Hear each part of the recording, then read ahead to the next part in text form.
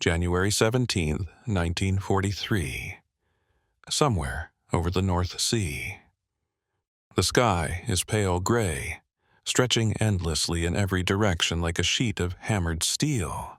Inside the cramped nose of a B-17 Flying Fortress, Lieutenant James Caldwell presses his face against the cold plexiglass, watching the dark water roll beneath him in slow, hypnotic waves.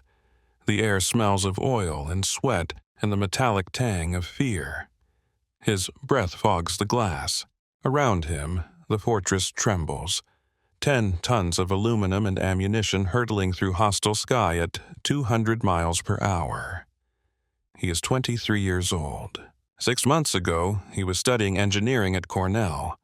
Now, crouched in the nose of this bomber, he holds in his gloved hands a device no larger than a briefcase.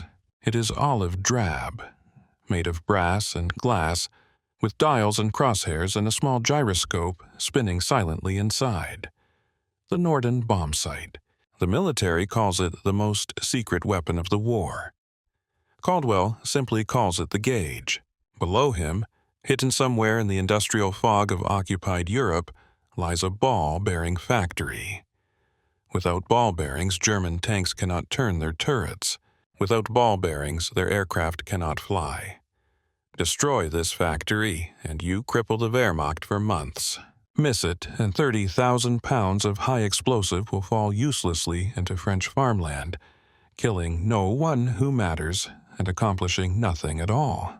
The difference between hitting and missing, between strategic victory and criminal waste, rests in the small brass gauge humming quietly in Caldwell's frozen hands. This is not a story about a bomb. It is a story about precision, about the cold mathematics of destruction, about how American industry, American ingenuity, and American abundance converged in a single instrument so effective, so revolutionary, that merely possessing it changed the quasi nature of modern war, and about how the men who used it, young engineers turned bombardiers, boys who had never killed anyone, became the most feared and hated airmen in the European sky. In the spring of 1940, as German panzer divisions rolled through France and the Luftwaffe turned Warsaw and Rotterdam into burning ruins, the United States Army Air Corps faced an uncomfortable truth. American bombers could not hit anything. This was not hyperbole. In tests conducted over the Arizona desert, with no enemy fighters, no flak, and unlimited time to aim, American bombardiers missed stationary ground targets by an average of 1,200 feet. 1,200 feet, a quarter mile. You could hide an entire factory inside that margin of error. Military strategists looked at these numbers and despaired. The doctrine of strategic bombing, the idea that you could win a war by destroying the enemy's industrial capacity from the air, was the cornerstone of American air power. But doctrine means nothing if you cannot hit what you aim at. The British had already learned this lesson in blood. RAF Bomber Command, flying by night to avoid German fighters, dropped their payloads blind, guided only by dead reckoning and prayer. Entire raids missed their targets by miles. Bombs meant for the Ruhr fell into empty fields.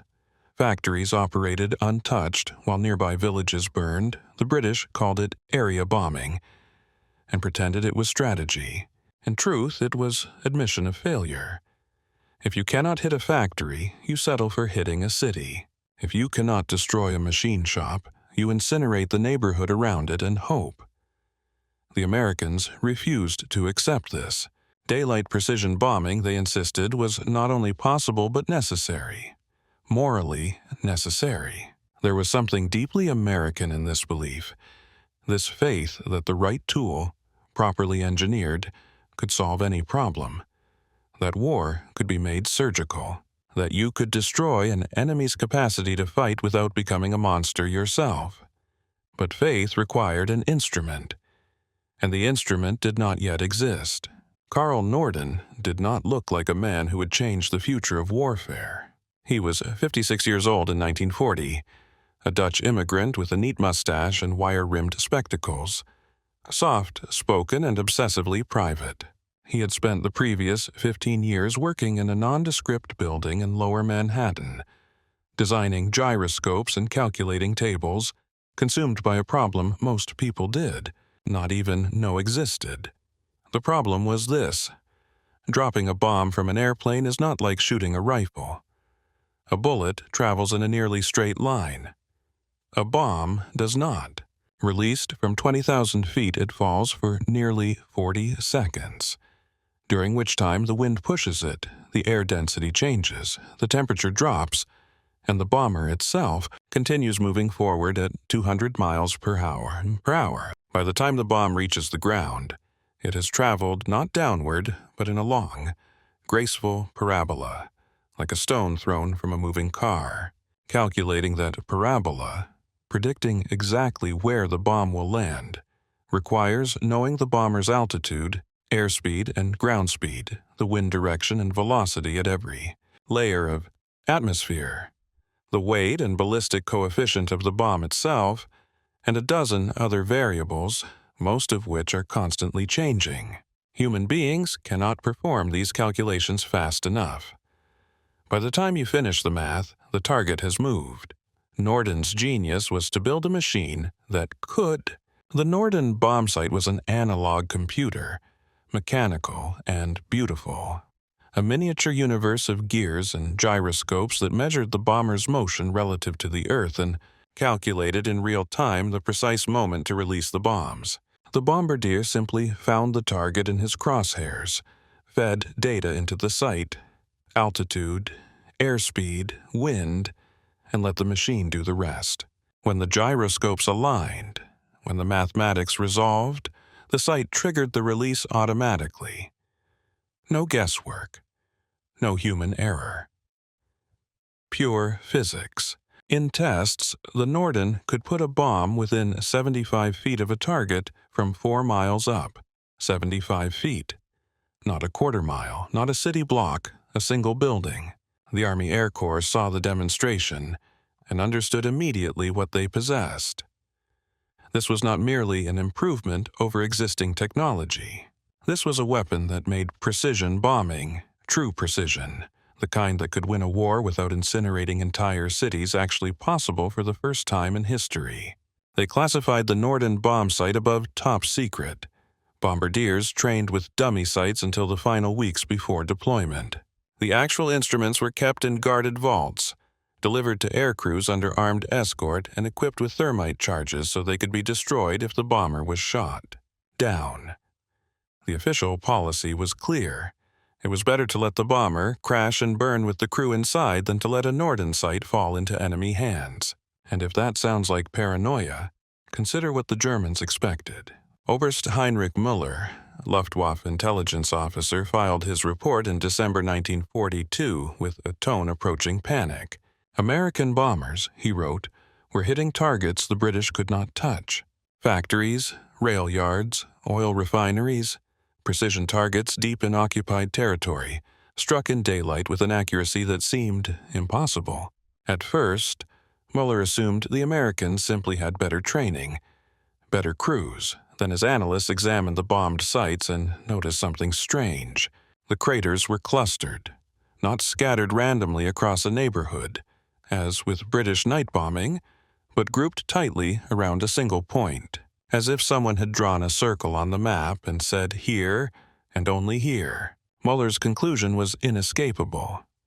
The Americans possessed some kind of targeting mechanism that German bombers did not, something that allowed them to hit small, specific targets from altitudes where flak and fighters were less effective, something that changed the fundamental arithmetic of strategic bombing. He was right, of course, but he did not know how right. German intelligence spent enormous resources trying to capture an intact Norden site. They never succeeded. The closest they came was a crashed B-17 in France where the bombardier, badly wounded but conscious, managed to activate the thermite charge before the German soldiers reached him. When they pulled the device from the wreckage, it was a fused lump of molten brass, useless. The bombardier died of his injuries 2 hours later, never speaking. For the Luftwaffe, this was a new kind of war. They were accustomed to technological parity, even superiority. German optics, German engines, German metallurgy, these were the best in the world. The idea that the Americans, those mass production mechanics, had invented something the German scientific establishment could not replicate or even fully understand was both infuriating and terrifying. What the Germans did not know, what they could not know, was that the Norden bomb sight was not just a piece of hardware. It was the product of an entire industrial philosophy. Norden had spent 15 years perfecting the design, yes, but American factories had spent millions of man-hours learning how to manufacture it. Each site required over 2,000 precision parts, machined to tolerances measured in 10,000ths of an inch. The gyroscopes alone took skilled technicians weeks to assemble. You could not simply steal the blueprints and start production. You needed the infrastructure, the trained workforce, the culture of precision manufacturing that America had been building since the age of Eli Whitney. This, more than the device itself, was what terrified the Germans. Not that the Americans had built one wonder weapon, but that they had built 50,000 of them, that they could equip every heavy bomber in the fleet with an instrument more complex than most German laboratories could produce. That American abundance extended even to miracles. Lieutenant Caldwell does not think about any of this as his B-17 crosses the French coast. He is thinking about wind. The gauge in his hands shows a 15-knot crosswind from the northwest, but the smoke rising from a burning oil tank below suggests it might be stronger. He adjusts the dial. The crosshairs drift slightly left. Around him, the air erupts. German flak batteries have found their altitude. Black clouds blossom in the sky, close enough that he can hear the shrapnel rattle against the fuselage. The fortress bucks and shudders. Someone in the waist shouts that the number 3 engine is smoking. Caldwell ignores it. His entire world has collapsed to the small glass circle in front of him. There, through the haze and smoke, he sees it. The ball-bearing factory. Low buildings, dark roofs, smokestacks. He centers the crosshairs, fine-tunes the airspeed setting. The gyroscopes hum. The Norden is calculating, faster than any human mind, the precise intersection of velocity and gravity and time. Caldwell does not press the release. The Norden does it for him. He feels the fortress lurch upward as 6 tons of bombs fall away, and then he is simply watching, breath held, as the dark shapes tumble down through the smoke. 40 seconds. In 40 seconds, he will know if the math was right. The transformation was not immediate. In the early months of the American bombing campaign, accuracy remained inconsistent. Crews flew through weather that obscured targets. Smoke from previous bomb runs drifted across aim points. German fighters forced evasive maneuvers at the critical moment. The Norden bomb sight was precise, but precision required stable conditions, and combat was anything but stable. Yet even accounting for these difficulties, the results were extraordinary. 8th Air Force records from 1943 show that American bombers flying in daylight with the Norden sights achieved an average circular error of approximately 300 feet. 300 feet. Not perfect, but a staggering improvement over the 1,200 feet of just 3 years earlier. More importantly, it was accurate enough to matter. Ball-bearing production in Schweinfurt dropped by 60% after the raids. Synthetic fuel plants in Leuna were put out of operation for months. Entire categories of German military equipment suffered production delays because the factories that made critical components had been precisely destroyed. The British continued their area bombing by night. The Americans, with their Norden sights, bombed by day. Together, they created a strategic nightmare for Germany. Precision strikes that destroyed specific industrial capacity, followed by incendiary raids that prevented rapid repair. The Germans called it around-the-clock bombing and understood with growing desperation that they had no effective defense. But for the young men who flew these missions, the Norden bomb sight created a different kind of transformation. It made them, in a sense, guiltier. When you drop bombs blind, in the dark, over a city you cannot see, the killing is abstract. You pull a lever, and somewhere far below, invisible, consequences unfold. You can tell yourself you were aiming for a factory, that the civilians were unfortunate collateral damage, that it was not really your fault. The Norden sight removed that abstraction. It gave you crosshairs, precise and unambiguous. It let you see exactly what you were hitting. And because the gauge was so accurate, because it worked, you could not pretend you had missed. When Lieutenant Caldwell's bomb struck that ball-bearing factory, and they did strike it dead center, collapsing the main assembly building and killing 47 workers, it was not an accident. It was exactly what the mathematics predicted. This precision created a strange moral paradox. The Norden bomb site was designed to be humane, to allow bombers to destroy military targets without obliterating entire cities. And, in a sense, it succeeded. American daylight bombing killed far fewer civilians than British night bombing. But the men who used the Norden could not claim ignorance. They looked through the sight, centered the crosshairs, and watched their bombs fall.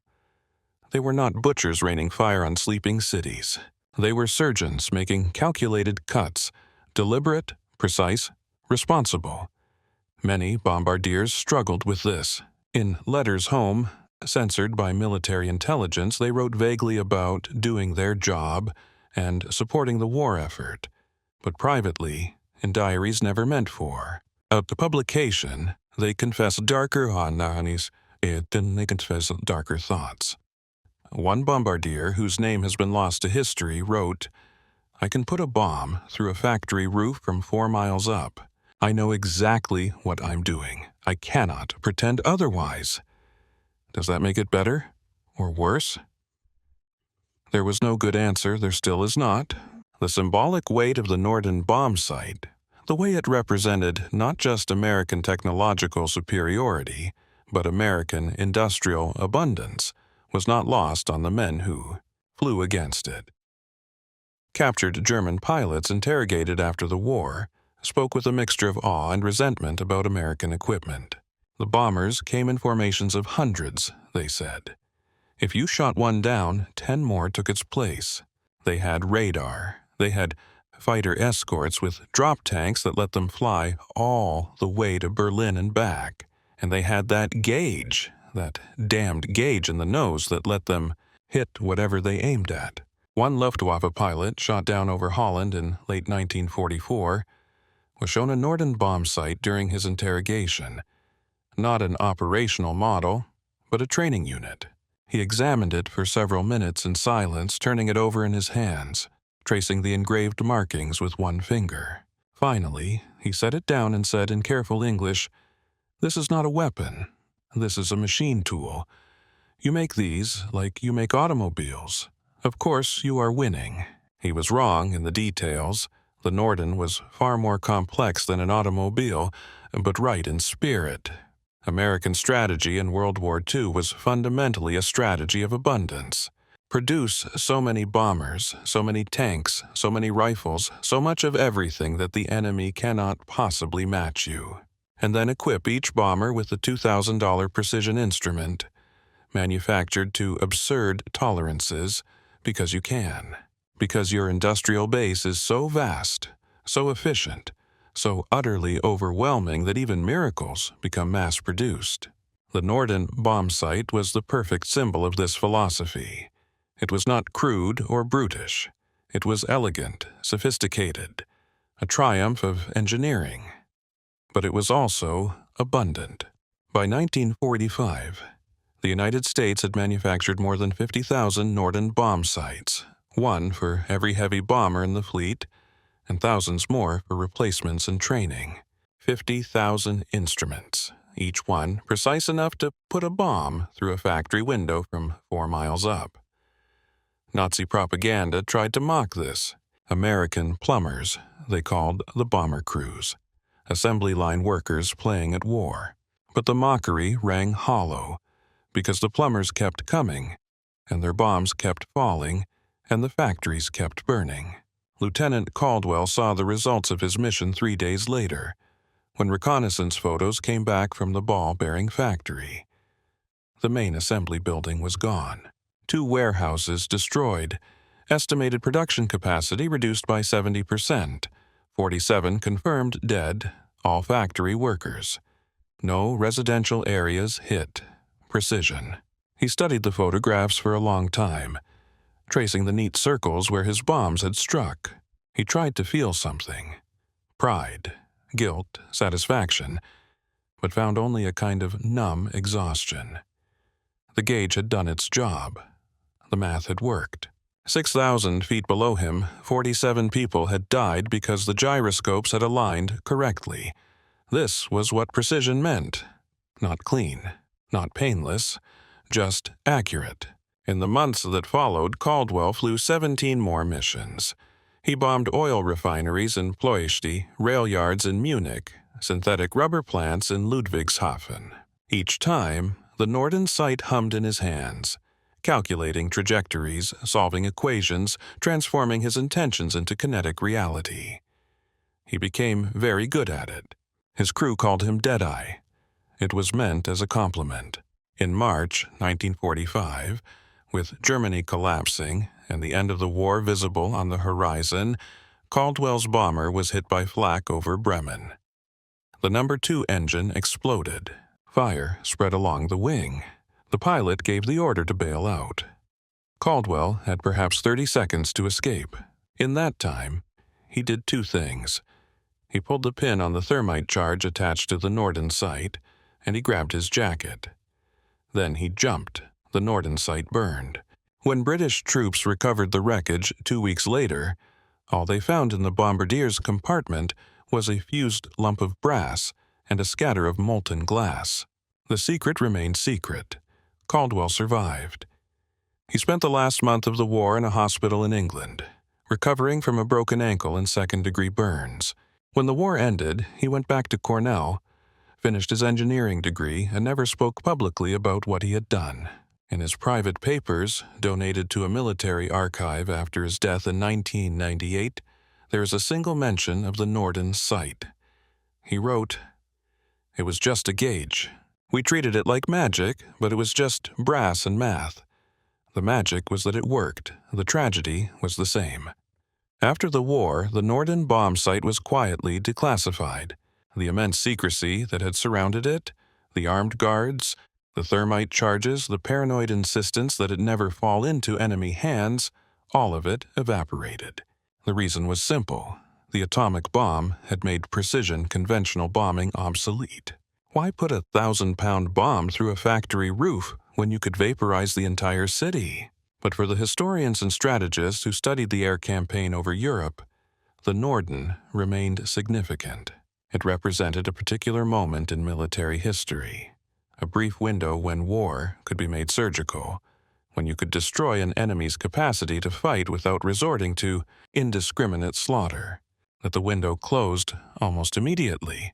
That within months of Germany's surrender, American bombers were incinerating Japanese cities with napalm and atomic fire does not diminish what the Norden made possible, however briefly. The little gauge that let U.S. pilots bomb with deadly accuracy was never just about accuracy. It was about the dream of precision, the faith that technology could make war more moral, that you could destroy machines without destroying humanity, that the right tool, properly engineered, could thread the needle between effectiveness and atrocity. It did not work out that way, of course. War resists precision. The factories Caldwell bombed had workers inside. The rail yards had neighborhoods nearby. You could aim at the machine and still kill the man. The Norden sight, for all its mathematical elegance, could not solve that problem. It could only make you more aware of it. On a January morning in 1943, somewhere over the North Sea, a young lieutenant pressed his face against cold plexiglass and held in his hands a device that would let him kill, with unprecedented precision. He did not know, in that moment, whether this made him more humane or less. He knew only that the gauge worked, that when the gyroscopes aligned and the crosshairs centered, the bombs would fall exactly where the mathematics said they would. 75 feet. Not a quarter mile. Not a city block. A single building. That was the promise. That was the dream. That the right tool, precisely applied, could make even war a thing of equations and trajectories, rather than rage and fire. That American ingenuity, American industry, American abundance could produce not just more weapons, but better weapons, smarter weapons, weapons that transformed bombardiers into engineers and made destruction a science. The gauge hummed. The bomber flew on. Below, through smoke and cloud, a factory waited. And in 40 seconds, no more, no less, the mathematics would resolve. This is what precision means. This is what it costs. This is what the little gauge could do and could not do, and what it meant for the boys who used it and the cities that burned beneath them.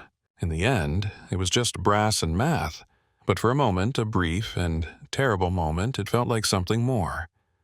Like proof that intelligence could master chaos, that you could fight a war and remain, in some essential way, civilized. The gauge said otherwise. It always did.